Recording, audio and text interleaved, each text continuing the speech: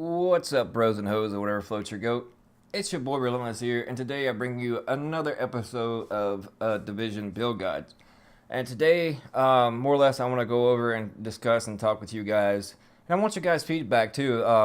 So after this video, and if you enjoyed it, it's been informative, hit that thumbs up button. But I want to get y'all guys' feedback on the diversity of the builds in the division since we have gotten 1.5.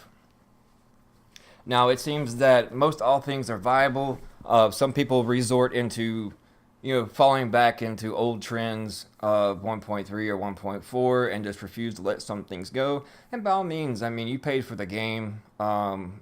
Builds on how you play and how you like to play. I mean, don't let others deter you from, what to create as far as if you just want mixed match stuff, if you want to run shotgun with 300 Spade, 3 Century. I mean, if that's what floats your goat, then by all means go for it. And I myself, I haven't seen no other build videos out there on social media or YouTube when it comes to what I have put together that I've deemed the Devastator. And on the other note of that, besides going over this build, as far as the diversity in the gear, I mean, any gear set is viable. You can mix and match with other high ends that are great now, such as Vigorous, Robust, even Reckless. But Reckless is not so much anymore since, yes, you're dealing out an 8% more, but yet you're receiving 10% more incoming. It kind of works better on a D3 FNC build. Because your shield is more or less taking most of the damage. But the way the NPCs are now, you can't more or less solo because, well, you can solo it as far as incursions or the underground, but they will flank you, and especially if you got them pesky wannabe UFC axe guys, with their axe Superman punches or whatever, it just gets really freaking annoying and you get swarmed. But if playing with a group, then it's not so bad. It's actually still viable. And that just increased damage output, helps you melt NPCs faster, and you can still face tank all the big, heavy LMG guys. Just don't get too close, or they'll start trying to swat you with their LMG, and even though you might be 6 feet away from them, for some reason that you still get hit by them, and I don't know, it's just weird. But yeah, I want to know you got your guys out there in the world, as far as your opinions, your thoughts on the diversity in such as the weapons and the gear that we have now on 1.5. And I don't do this for fun, more or less, or to actually make, get millions of subs eventually one day, maybe in 20 years at my rate. I just do this because I like helping people out. That's why I'm a member of Upper Echelon Gaming. Their link is in the description below on Facebook. It's an awesome community. So many like-minded individuals that like discussing builds, discussing what's viable and what's not, different people's play styles. And I enjoy engaging with my viewers and other people and having discussions such as these. So if you have any suggestions or topics or anything that you want to see me grind for and put together, because you might be a casual gamer and not know, no idea or question is a dumb question or idea. Like I said, I enjoy engaging with my viewers and my subs, and I appreciate all the support. I really appreciate it. You just don't know how much, because I mean, let's face it, I'm not the best. I'm not as articulate in my words or my speech as somebody like UE Sanctionite or UE Skill Up. UE Skill Up. See, I just fucked that up. UE Sanctionite or Skill Up. Yeah, Skill Up wish he was a part of UE. But anyways, we won't go there. But I'm just an average guy, just like everybody else is out there.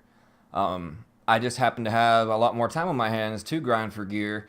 And, others might only have a few hours a week, if not, just a few moments a day, depending on their work and if they have kids or they're married or whatever the situation may be, and might not have the time and to go out there and grind and to sit there and mix and match and try out different things because of the time constraints. So they go to social media on YouTube to watch videos like this, to figure out that information and, to see what everybody else is running, to see what's viable and see what's best and see what the personal opinions of people are out there. But moving on, and so I'll stop rambling. We're going to get in this build and go over a few things. But yes, please leave in the comment section below any feedback, and it's all appreciated. All right. So far, I've seen no videos on this build being made. I've seen Lone Star and Banshee. I've seen multiple different combinations with Banshee and with Alpha, 4-piece Alpha, specialized Savage gloves, or Vigorous and Specialized, Vigorous and Savage. I mean, there's so many multiple combinations of things. And same way with Banshee and all other gear sets. But I don't really see these particular three at all together. And if you have three of each, but can't find, a viable fourth, then I recommend this. Just go out and experiment and have fun. I mean, it's been fun for me. And we'll go over the weapons first. Such as diversity. I mean, most people like, the FAMAS now, the RPM, and then you got the LBOAC. And too many people, I think, take the lightweight, because it actually is a lightweight, M4 for granted. But it's got great RPM. It doesn't have as much recoil as the LBOAC, and has great base damage, as you can see.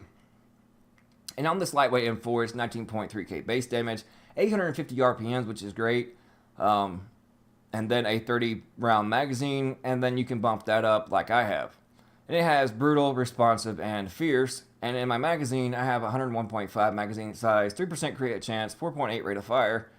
And this is the scope I was referring to in my last video, the Annihilator. If you come across a VX1 scope, or when they actually do put the blueprint out there, then this is the go-to scope. It may look funky on an AR because it basically looks like a scope that would be on a marksman rifle. But if you look, it's got the trifecta on what you want on a large optics, or basically anything, which is headshot damage, crit hit chance, and crit hit damage. Now, if you want more RPMs on a weapon, then you can spec in like I have for this M4 to get, the extra rate of fire, and then it has crit hit chance. But you can substitute rate of fire for other things such as reload speed and, crit damage or whatever you may like. But this, I feel that works best for me, and it's a really great optics. It has 17.5% headshot damage, 3% crit hit chance, and 4% crit hit damage. On my suppressor, another 17.5% headshot damage, crit hit chance, and crit hit damage, and that's the three that you want on any muzzle. So I believe there is currently a suppressor blueprint in the terminal. I advise picking that up and just keep crafting till you get one that looks similar to this one.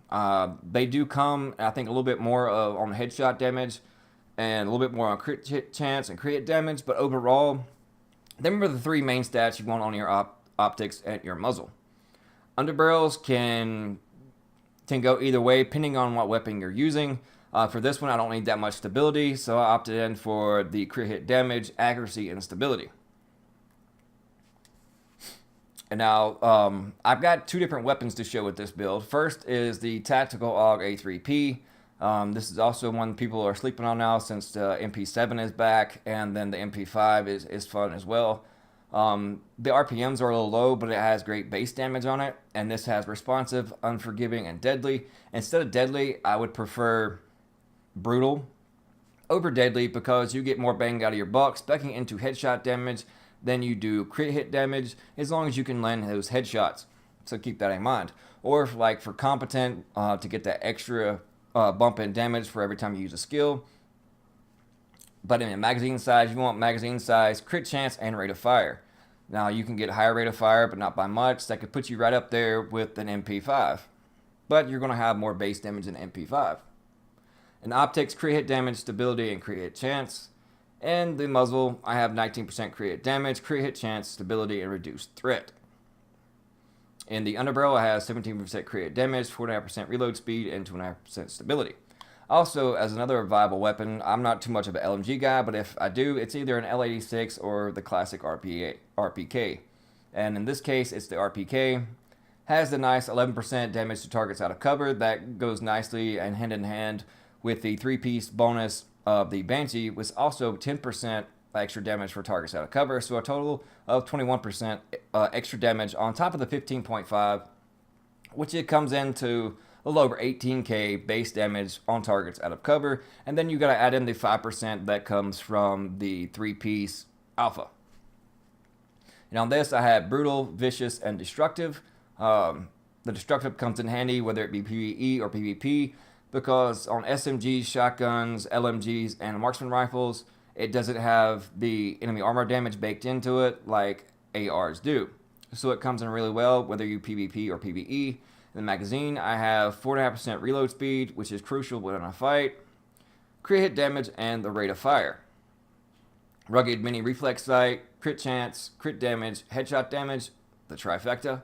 And then on the muzzle, critical hit damage, low stability, crit hit chance, and reduced threat.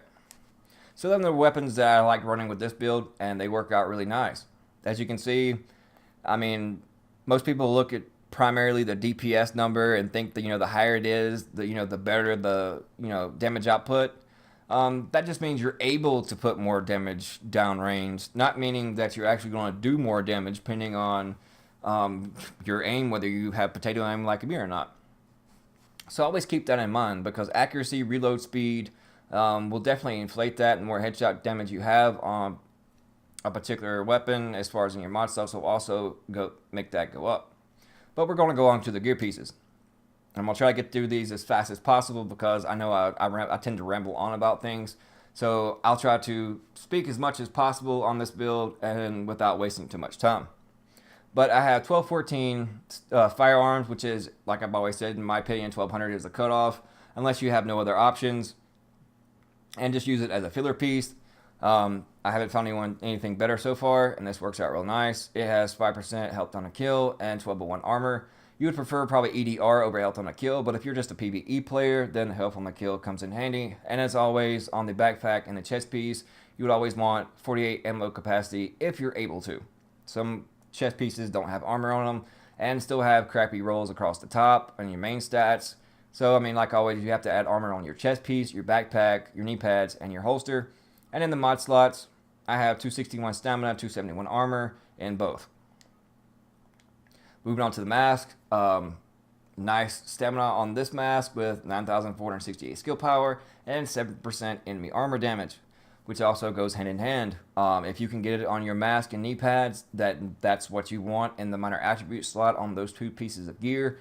Because it plays in with the whole destructive if you got destructive as a talent, and especially if you're an AR player and prefer ARs over any other weapon type, then you can accumulate all these enemy armor damages in, and they all play a factor whether it's PvP or PvE.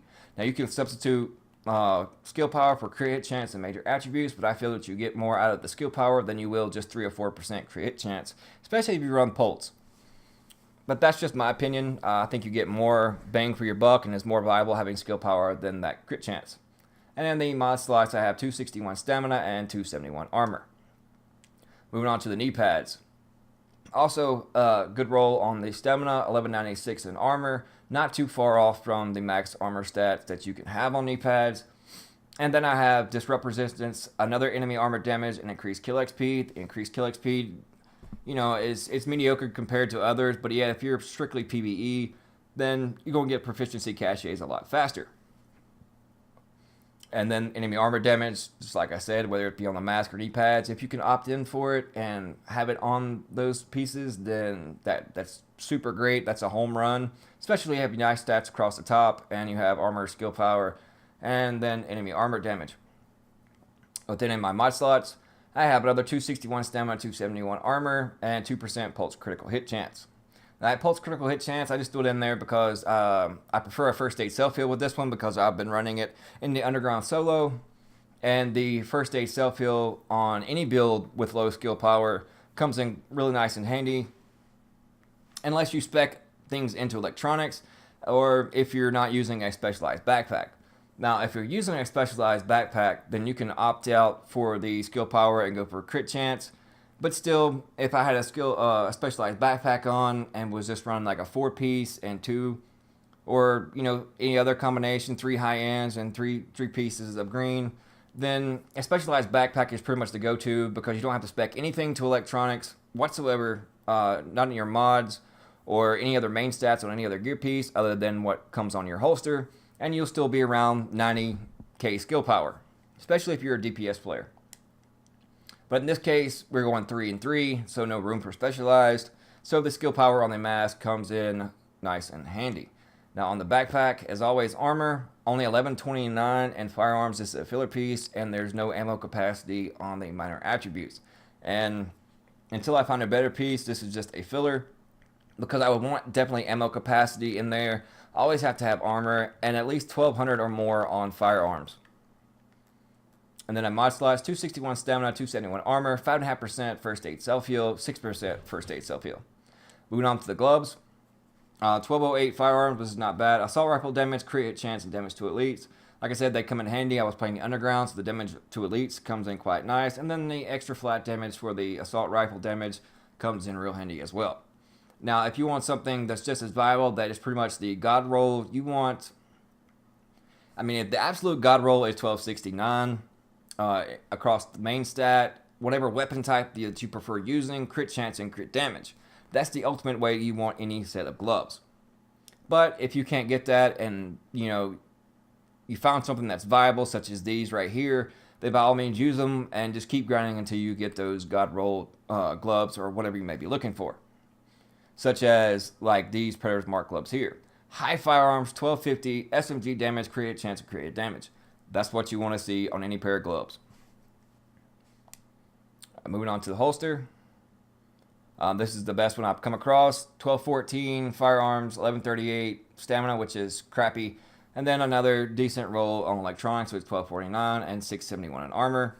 And in my mod slot, I have another first aid self-heal. So I'm getting 20% basically additional on my health and my heals. So it works out nice when you have low skill power and running solo, such as undergrounds or LZ bosses, or wherever the case may be during PvE. And also if you run solo in the DZ and have low skill power, then that additional increase in first aid self-heal comes in really nice when you're waiting for your skills to come off cooldown.